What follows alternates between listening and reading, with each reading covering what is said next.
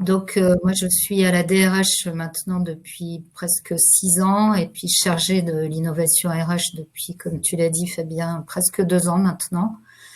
Alors, la particularité de la ville de Paris, qui est une collectivité publique, c'est d'être une très grosse collectivité puisqu'on a à peu près 56 000 agents. 56 000 agents qui sont répartis sur plusieurs centaines de métiers. Il y a plus de 300 métiers. Et on est répartis aussi en 23 directions. Alors, soit des directions support qui permettent à la ville de Paris de fonctionner, comme par exemple les finances, les ressources humaines ou les affaires juridiques, mais aussi des directions métiers qui, elles, sont construites en fonction des compétences. Donc, on peut trouver la direction des affaires scolaires, les espaces verts, la voirie, tout un tas de directions de ce type qui font que on peut fonctionner au plus près des usagers pour nos missions de service public. Donc, en fait, sur la structuration de la ville de Paris, je pense que je vous ai à peu près tout dit. Pour le reste, nous avons des projets qui ont été mis en place déjà l'année dernière. Et en fait, notre fonctionnement et mon fonctionnement en tant que déléguée à l'innovation RH, poste que j'occupe toute seule, c'est d'améliorer l'expérience collaborateur et justement en travaillant de la marque employeur jusqu'à la fin de la carrière des agents, en passant justement par le recrutement innovant, par la formation innovante, par la gestion des compétences, par tout ce qui concerne les reconversions et également de tout ce qui concerne les soft skills et les hard skills. Donc mon travail à moi, c'est à la fois d'acculturer les agents des services RH de la ville de Paris à l'innovation RH, et aussi d'être un peu tête chercheuse auprès à la fois de ce qui se fait dans le domaine des RH un petit peu partout, de partenaires extérieurs avec qui j'ai noué des relations préférentielles, comme par exemple, je sais pas, le ministère des Finances à Bercy, la région, la préfecture de la région Île-de-France, la région, des collectivités territoriales assez importantes comme Strasbourg, Lille ou Lyon, et d'apporter toutes ces innovations et de partager aussi les réflexions de la ville de Paris auprès des innovateurs RH. Alors évidemment, je participe aussi de manière assez importante à Rhizome. On est chez Rhizome, ville de Paris, donc depuis 2018 et la délégation depuis 2019. Et là, il y a un gros travail qui se fait avec nos partenaires que vous connaissez à travers cet événement-là. Il y a un gros travail qui se fait sur l'amélioration de l'expérience collaborateur, d'échange et de partage aussi avec les partenaires de chez Rhizome. Évidemment, je travaille avec les startups de chez Rhizome autant que faire se peut, et mon travail, c'est aussi de présenter à nos innovateurs RH tout ce que peuvent faire les startups et tout ce qu'elles peuvent proposer.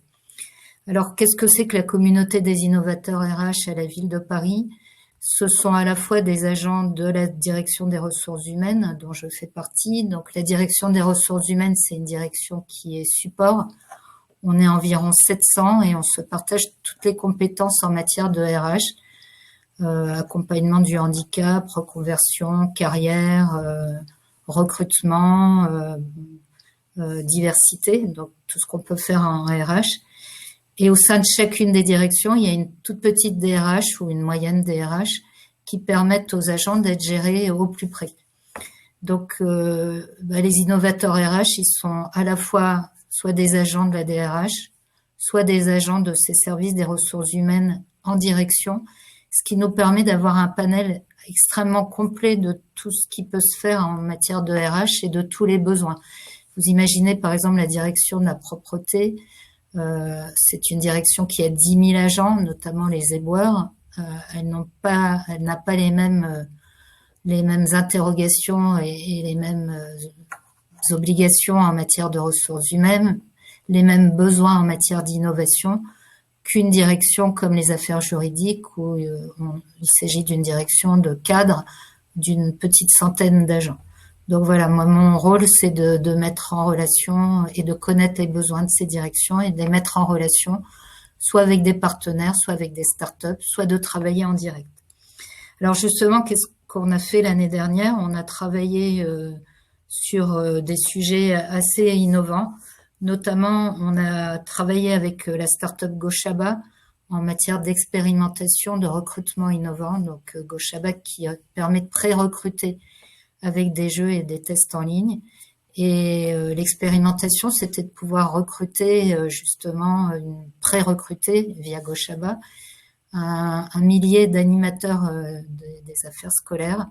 Et l'idée était de pouvoir utiliser cette méthode extrêmement innovante de recrutement à la ville de Paris pour à la fois pouvoir toucher un maximum d'animateurs, pouvoir constituer un vivier, et puis aussi nous transformer, nous, puisque en ayant des modalités de pré-recrutement aussi innovantes, on était obligé de se transformer également. On a gagné d'ailleurs 2 prix, les prix AEF Info sur ce sujet pour justement mettre en avant notre grande innovation dans le domaine du recrutement. On a travaillé aussi avec la start-up Bloomin après confinement, comme pour travailler sur un baromètre des émotions et comment on allait vivre ce post-confinement. Ça nous a permis de partager avec tous les agents de la DRH leurs souhaits et leur volonté d'évolution ou de bonnes choses à garder ou à ne pas garder après le confinement. Alors sur 2021, on a beaucoup de projets. On a notamment le projet de mettre en place un outil mixte de onboarding, donc d'accompagnement et de fidélisation des nouveaux agents, soit qui arrivent à la ville de Paris de l'extérieur, soit qui bougent en mobilité interne. À la ville de Paris, on a à peu près 2000 agents qui arrivent chaque année, soit en mobilité interne, soit par des contrats arrivant de l'extérieur par des contrats, ou alors arrivant par le biais des concours. On a également, dans le sujet du onboarding, on va mettre en place du mentorat et du mentorat inversé pour accompagner de nouveaux arrivants à la ville de Paris, soit des agents qui arrivent de l'extérieur, soit qui arrivent en mobilité interne sur des postes un peu compliqués et qui ont besoin justement d'avoir un accompagnement au plus près. Donc là, ces 2 sujets-là, ce sont des sujets d'innovation transverse où on embarque toutes les directions de la ville de Paris. On va aussi continuer notre projet de pré-recrutement avec des jeux et des tests en ligne. On a lancé un appel d'offres cet été pour justement poursuivre l'expérimentation qu'on avait menée avec Goshaba. Et donc, l'appel d'offres a été attribué en commission d'appel d'offres. Et donc, nous allons pouvoir poursuivre ce sujet et ce pré-recrutement d'animateurs de la ville de Paris. Et là, on va l'ouvrir à toute la direction des affaires scolaires parce que jusque-là, l'expérimentation ne s'était faite que sur 5 circonscriptions et il y en a plus d'une dizaine. Et puis, le dernier sujet, c'est un sujet qui me tient particulièrement à cœur puisqu'on vient de gagner un accompagnement à la Fabrique RH qui est le laboratoire d'innovation de la préfecture de la région Île-de-France. On a proposé un sujet autour de l'amélioration des carrières des agents en situation de handicap. Le sujet étant de pouvoir mettre en place des indicateurs donc au niveau des 3 fonctions publiques. C'est un projet qui va nous permettre d'embarquer nos collègues des 3 fonctions publiques, donc de mettre en place des indicateurs pour mener une enquête quantitative sur la possibilité et comment les agents en situation de handicap vivent leur carrière et comment leur évolution de carrière, à quoi peut-elle ressembler. On va pouvoir aussi faire un accompagnement qualitatif, c'est-à-dire faire des entretiens avec les agents en situation de handicap, leurs collègues, leurs managers, L'idée, c'est de diagnostiquer, de pouvoir évaluer, d'analyser et puis de proposer des solutions que l'on va développer en co-construction avec tous les partenaires de ce beau projet. Donc, les partenaires tels que les agents en situation de handicap, mais aussi leurs managers, leurs collègues, et puis les agents qui peuvent les accompagner. Donc, ce sujet-là, on le démarre dans 15 jours. On va être accompagné pendant 1 an. Et l'idée, c'est qu'on puisse ensuite faire évoluer les bilans sociaux des collectivités en mettant ces indicateurs en avant. Et puis surtout, d'améliorer la carrière de ces agents en situation de handicap et de pouvoir bénéficier aussi d'indicateurs pour vérifier que notre projet fonctionne bien. Alors ce sujet-là, il entre dans le cadre de la ville de Paris inclusive. La ville de Paris inclusive, c'est quelque chose qui est très important pour nous et pour la DRH aussi, puisqu'on a obtenu très récemment, il y a quelques mois, le label égalité femmes-hommes et le label diversité. Donc on poursuit notre chemin avec ce projet-là. Et puis, on va préparer en 2021 pour 2022 de l'intrapreneuriat. Alors, cet accompagnement dans le cadre de la fabrique RH, c'est pour nous former, nous, à être intrapreneurs. Et ensuite, on va développer ce sujet-là au sein de la ville de Paris, auprès des agents RH, pour améliorer l'expérience collaborateur de l'intérieur. Et on commence justement dans le cadre du mois de l'innovation publique par une visite apprenante du labo de Pôle emploi et notamment une présentation par Pôle emploi de tout le travail qu'ils font dans le cadre de l'intrapreneuriat. Voilà, donc là aussi c'est un sujet qui me tient à cœur parce que c'est une jolie collaboration avec un de nos partenaires de chez Rhizome. Voilà.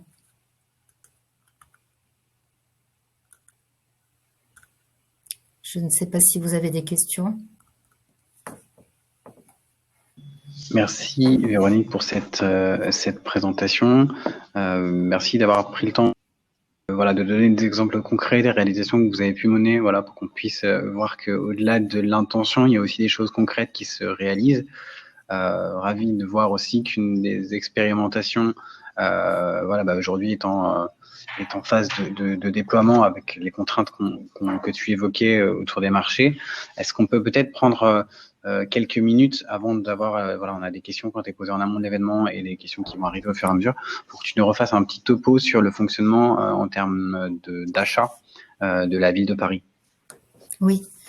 Alors la ville de Paris, c'est une collectivité publique très importante, donc le seuil des achats est souvent très élevé. Pourquoi ? Parce que on doit cumuler tous les achats qui se font au sein de la ville de Paris. Et on est donc soumis, comme toutes les collectivités publiques, au code de la commande publique, au code des marchés. Et dans ce cadre-là, lorsque on a songé à démarrer une expérimentation avec une start-up, donc Gochaba en l'occurrence, c'était à mon arrivée en janvier 2019. Fabien, tu as expliqué que j'arrivais des achats, donc ça tombait bien puisque c'est un sujet que je connais. Et est sorti le 25 décembre 2018 un décret qui permet d'acheter de manière innovante jusqu'à 100 000 € hors taxe. Et donc, en tant que collectivité publique, ce décret s'appliquait à nous. Le problème, lorsque moi je suis arrivée en janvier-février, lorsqu'on a commencé à travailler avec la direction des affaires scolaires, la direction des finances et des achats sur le projet Gochaba, ce décret n'avait pas encore été appliqué au sein d'une collectivité publique. Et on a donc travaillé en interne avec notre bureau des marchés de la sous-direction des achats, avec notre direction des affaires juridiques et avec la direction des affaires juridiques de Bercy sur l'application de ce décret, sachant qu'on est arrivé à la conclusion qu'il fallait qu'il y ait trois indices qui nous permettent d'appliquer cette dérogation au code. Les indices étant qu'une collectivité publique pouvait acheter dans le domaine de l'innovation publique en appliquant le décret sans mettre en concurrence jusqu'à 100 000 € hors taxe, à la condition première qu'il s'agisse d'une solution portée par une start-up, par exemple, mais qui n'était pas encore totalement aboutie. Le deuxième sujet était qu'il fallait que la collectivité se transforme en même temps qu'elle mettait en œuvre ce décret. Donc tout à l'heure, je vous ai dit que pour Gochaba, en même temps qu'on avait mis en place et on avait fait évoluer l'outil avec Gochaba, on avait également dû nous se transformer. C'est-à-dire qu'il n'était pas pertinent pour nous d'utiliser des jeux et des tests en ligne extrêmement agiles vis-à-vis des candidats qui postulaient sur nos postes d'animateurs des affaires scolaires, sans nous-mêmes nous transformer en devenant plus agiles, plus rapides dans les délais de traitement des dossiers, puisque je vous ai dit plusieurs fois que les tests et les jeux en ligne correspondaient à du pré-recrutement. Le recrutement définitif, il se fait en face à face. Et donc, il était important aussi pour nous de pouvoir montrer qu'on était innovant. On a modifié pas mal de choses aussi sur la page intra-Paris qui permettait aux candidats d'avoir accès à Gochaba. Et puis, on a communiqué différemment. Donc voilà, ça c'était aussi un des signaux forts qu'il était important pour pouvoir appliquer ce décret. Et le troisième, il fallait vraiment que la solution ne soit pas du tout sur étagère, ne soit pas aboutie, et que la start-up soit obligée de la co-construire avec la collectivité publique, ce qui a été le cas de Gochaba, c'était un sujet et une solution qui était préexistante, mais pas tout à fait identique, même pas vraiment identique à ce que nous on voulait obtenir. Voilà. Merci pour ces précisions. Donc, en synthèse, donc le message que tu passes, c'est que la ville est tout à fait en capacité de travailler avec des startups. En dessous de 40 000 euros, ça se fera sans mise en concurrence, ça peut se faire de gré à gré sur des expérimentations. Entre 40 000 euros et 100 000 euros, ça peut s'inscrire dans un cadre très particulier que tu viens d'évoquer et qui va nécessiter donc effectivement pas de l'achat de solutions sur étagère, mais vraiment de la co-construction avec un impact sur la transformation d'un processus métier. Et au-delà de 100 000 euros, on sera sur des marchés publics classiques, donc qui impliquent une mise en concurrence, qui implique du coup d'avoir des ressources en interne de la start-up pour pouvoir faire ces réponses qui sont assez chronophages. C'est tout à fait ça, et je peux même rajouter, pour complexifier un peu les choses, pour vous montrer aussi que pour nous c'est pas évident. Si une expérimentation inférieure à 100 000 euros rentre dans les clous du décret de non mise en concurrence sous les 100 000 euros, si les indicateurs sont bons, comme ça a été le cas pour Gochaba, bien le fait de déployer à toute la ville de Paris ou à toute la direction des affaires scolaires fait qu'on dépasse le seuil des 100 000 euros, ce qu'on doit comptabiliser avec l'expérimentation. Et là, on est obligé de mettre en concurrence, comme tu le disais, Fabien, sous forme d'appel d'offres, avec effectivement l'obligation pour la start-up, oui, de répondre au marché, sachant qu'on peut aussi expliciter aux start-up et intervenir pour expliquer comment on répond à des marchés publics. Donc ça, j'avais déjà fait d'ailleurs chez vous. Oui, c'est vrai, ça c'est important effectivement de pouvoir accompagner aussi les startups là-dessus. En tout cas, voilà pour la petite parenthèse achat public qui me paraissait important de faire. Merci pour ces précisions. Donc en revenant un petit peu au sujet très métier, donc on a des questions. Certaines qui ont été posées en amont, tu as déjà répondu. Alors celle-ci peut être intéressante. Je ne sais pas si tu auras tous les éléments de réponse, mais alors en cette période complexe où le présentiel est difficile à mettre en œuvre, que faites-vous pour dynamiser les projets de développement des soft skills? Excellente question. Les projets, c'est-à-dire côté start-up ou côté... De façon générale. De façon générale. Vous ne pouvez plus vous réunir forcément. Alors, on peut plus se réunir en physique, mais on peut se réunir sur Zoom, sur Teams ou autre. Pour vous donner un exemple, je réponds un petit peu à côté, mais c'est pour vous dire que pendant le confinement, On a conduit tout notre sujet toute notre préparation du process de onboarding en atelier Zoom avec la communauté des innovateurs RH et on a extrêmement bien avancé puisque là, on est prêt à lancer notre expérimentation de onboarding. Donc sur les soft skills, c'est la même chose. On a des contacts en interne avec des startups. On travaille ensemble. On peut être amené à se rencontrer aussi physiquement. Et on n'a pas du tout interrompu toutes nos réflexions autour de ces sujets-là. Et pendant le confinement, moi, j'ai tenu particulièrement à rester active en matière d'innovation RH et j'ai rédigé avec un de mes collègues un carnet de bord de l'innovation RH chaque jour avec un sujet autour de l'innovation RH de manière à pouvoir continuer à acculturer une communauté très élargie. Parce que ces carnets de bord ont eu beaucoup de succès et ils se passaient de main en main et donc la communauté s'était élargie à 200 personnes environ. Donc ça ne s'arrête pas et ça ne s'est pas arrêté. Merci. Donc du coup, tu évoquais l'onboarding, c'était une des questions qu'on avait. Savoir si c'était un sujet pour 2021. Donc effectivement, c'est un sujet qui est un sujet 2020 même, et qui sera continué en 2021. Le sujet connexe, c'est la marque employeur est-elle toujours d'actualité? Alors c'est une question qui peut avoir une réponse qui est oui, j'imagine. Du coup, est-ce que tu as des exemples de chantiers autour de la marque employeur, ou en tout cas, c'est un sujet? Oui, c'est un vrai sujet porté par toute la ville de Paris et notamment par la direction de la communication. Il y a de grandes campagnes qui vont sortir autour de la ville de Paris, autour de la marque employeur de la ville de Paris et autour du recrutement, autour du fait que on souhaite faire arriver le maximum de talents, mais pas que des talents. On a beaucoup de métiers en tension à la ville de Paris. Par exemple, je vous ai parlé des éboueurs, des auxiliaires de puériculture. Ce sont des métiers en tension, les animateurs aussi des affaires scolaires.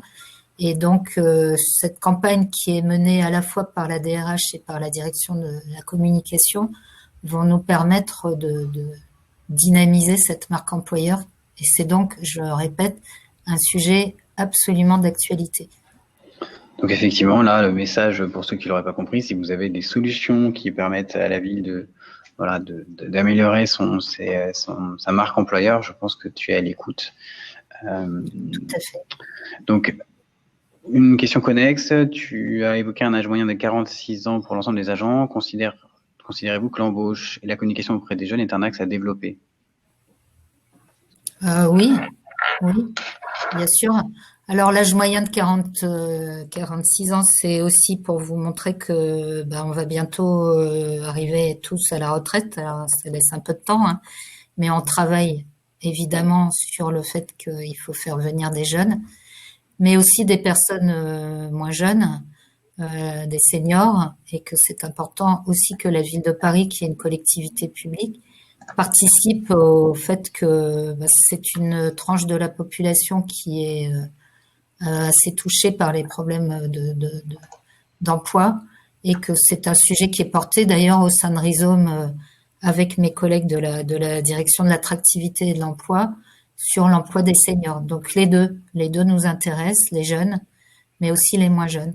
Ce qui nous intéresse, c'est beaucoup les métiers qui peuvent nous manquer et les profils qui peuvent nous manquer. C'est pour ça que soft skills, recrutement, tout ça est très très important. Et puis il y a une chose que je voulais dire, et que je n'ai pas dit dans la présentation, c'est que le recrutement innovant avec des startups et tout, c'est génial, c'est top. Sauf que nous, on a une collectivité publique et qu'il y a plus de la moitié, voire même presque les 3/4 des postes que l'on fournit qui doivent passer par le biais des concours. Et les concours, c'est hyper normé, hyper cadré, hyper suivi par la direction de la fonction publique côté État, et que c'est un vrai tour de force de pouvoir mettre de l'innovation là-dedans. C'est aussi pour ça que le recrutement innovant avec la start-up Gauchaba, on l'a fait sur les animateurs des affaires scolaires parce que ce sont des vacataires qui ne passent pas par des concours. Mais ma collègue du bureau du recrutement est en train de réfléchir et de travailler sur du recrutement innovant en travaillant évidemment avec les directions sur certaines matières qui sont plus agiles et aussi sur certaines méthodes de recrutement. Voilà, ça je tenais à le dire parce que ça paraît évident quand on est dans le privé. Dans le public, vous pouvez pas vous imaginer, pour nous publics, comme c'est compliqué. Effectivement. Alors, petite parenthèse, tu as parlé de Gochaba. Combien de temps ça vous a pris de déployer le projet Gochaba? L'expérimentation, tu veux Ouais, dire? entre le début et la fin, voilà, à peu près, effectivement, pour donner. L'expérimentation, on s'est donné 9 mois parce que 1000 animateurs, c'était beaucoup. 9 mois à partir du moment où le marché a été signé, donc c'est une belle expérimentation qui s'est passée de manière très agile, très fluide. Et sur le terrain, bon, sachant qu'il y a eu le confinement qui est tombé en plein milieu, mais il nous a fallu moins de 3 mois pour tout mettre en place, préparer les ateliers, etc., et arriver à une solution qui nous convenait à tous. Donc, et ensuite 6 mois avec les indicateurs, les bilans, les accords des uns et des autres, et le fait de devoir relancer ensuite un marché pendant les vacances. Merci. Donc, tu as évoqué un certain nombre de métiers en tension, éboueur, agent de voirie, etc. Sur des métiers qui sont métiers à forte pénibilité, est-ce que vous avez des chiffres du turnover qu'il pourrait y avoir sur ces métiers? Alors le turnover, c'est compliqué à dire. Ce que j'ai comme chiffre, c'est qu'on a à peu près 800 agents qui sont en situation d'inaptitude. 800 agents sur 56 000, c'est beaucoup, parce que ces agents qui sont en situation d'inaptitude, ben, ils sont en grande souffrance psychologique aussi. Ce sont des postes qui ont du mal à être pourvus en parallèle, parce que sur le plan purement de la technique budgétaire, ce sont des postes qui sont occupés. Et donc, on fait tout un travail autour de la reconversion de ces agents. Et là aussi, on est intéressé par ce que les startups peuvent nous proposer pour accompagner la reconversion et pour aider ces agents en situation d'inaptitude qui souffrent de se sentir, entre guillemets, un peu inutiles, de les accompagner vers une deuxième carrière, voire une troisième carrière. Parce que c'est vraiment ça aussi le sujet, c'est qu'aujourd'hui, ben, on sait tous, hein, qu'on soit dans le privé ou dans le public, on a plusieurs carrières qui s'ouvrent devant les agents, jeunes agents qui arrivent. Merci. Donc effectivement, ce que tu soulignes, c'est que c'est pas tant le turnover sur ces métiers, parce qu'il y a assez peu de turnover, c'est plutôt effectivement la vacance des postes liée à l'inaptitude. Ce qui fait le lien avec ce qui sera la dernière question, puisqu'il n'y en a pas eu d'autres de poser et que nous arrivons à la fin du temps prévu. Une question qui fait écho avec la conférence de ce matin, qui est au sein de laquelle Delphine Bellé, qui est chargée de mission handicap à la ville de Paris, intervenait. Est-ce qu'il y a des actions qui sont mises en place pour lutter contre le décrochage professionnel des parents aidants,